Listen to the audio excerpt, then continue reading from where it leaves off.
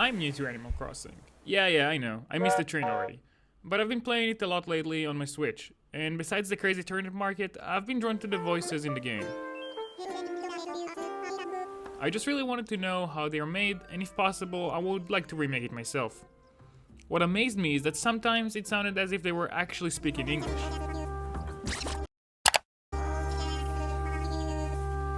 It wasn't just complete nonsense like The Sims' Simlish, for example, which is quite literally an improvised, on-the-spot gibberish. There was a pattern for Animalese, and I wanted to crack it. I looked it up and found a couple of YouTube videos that tackled it before me, so check them out too. I'll leave links for them in the description. Before starting to work on the voice logic for this, I just created a test scene and added some third-person player and a text box to show what's being said in the game. Recording the audio was simple. We literally just pronounced the ABCs instead of reading them out. So A becomes A, B becomes B, O is O, and U is U. After reading all the letters and some special sounds like ts and sh, I changed up the tempo of the audio without changing the pitch using a filter in Audacity. Now, after we have all those pronunciations of the various letters, there is no way I'm going to split them into clips one by one. That's way too tedious for me. So instead I chose to look up how to split it programmatically on silent parts for basically 30 minutes out of my day.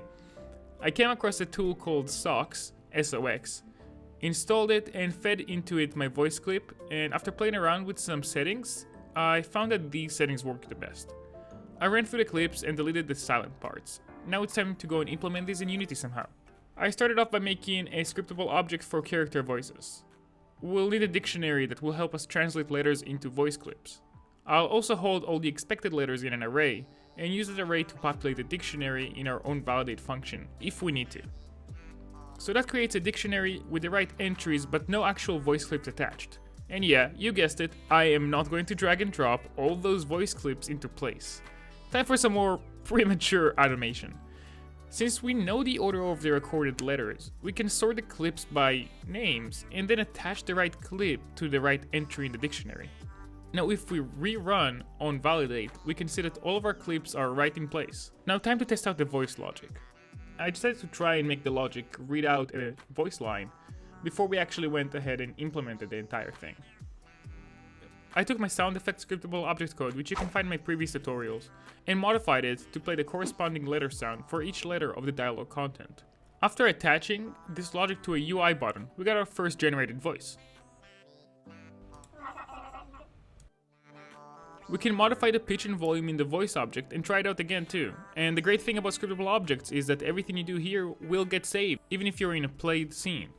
Time for some NPC and character data. So yeah, we have the voices and they're being played out, but there is no visual representation of what's happening. We don't have a voice box yet, and we don't have an NPC that is speaking. So after figuring out the logic for the voice, I wanted to have something to represent the speaking voice. I created an NPC character, gave it a model, and also created the character data scriptable object, which will hold all of our configuration for the NPC, including the default, and at this moment only, dialogue for this character. Essentially, the NPC prefab is just an empty container that populates a proper 3D model now for the character and configures itself based on the rest of the character data scriptable object. Now to integrate the NPC. So after we have the NPC object implemented, we need a way to interact with it. I decided to go with using the F button to interact. I added an on-screen instruction for this, and tied it into a trigger sphere using scriptable object event emitters, which I might make a tutorial about one day. So now whenever we get close to an NPC, an event gets triggered and calls the UI portion to show up. For the dialogue system, I actually ended up stealing something I made for a previous game jam. I never used it in the game jam, it ended up being scratched, but I found good use for it here, so I just copy-pasted it and remodified it to work with the speech system. And yeah, that's pretty much it. Now time to try adding a second voice into the system. I asked a friend of mine to record the same way I did. I tweaked the recording a bit, just like before, split it into one recording per letter, and created a new voice object, a new character data object, and spawned a new NPC with the proper parameters. And there we have it.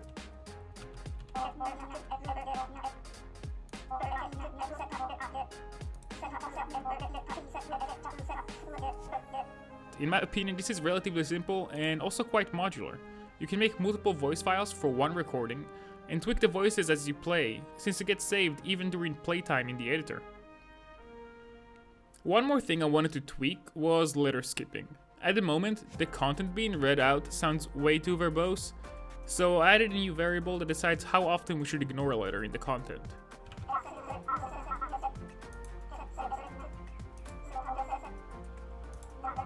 In my opinion, this sounds a lot more natural now. I actually got 2 other YouTubers to record their voices, and I implemented it into my game too.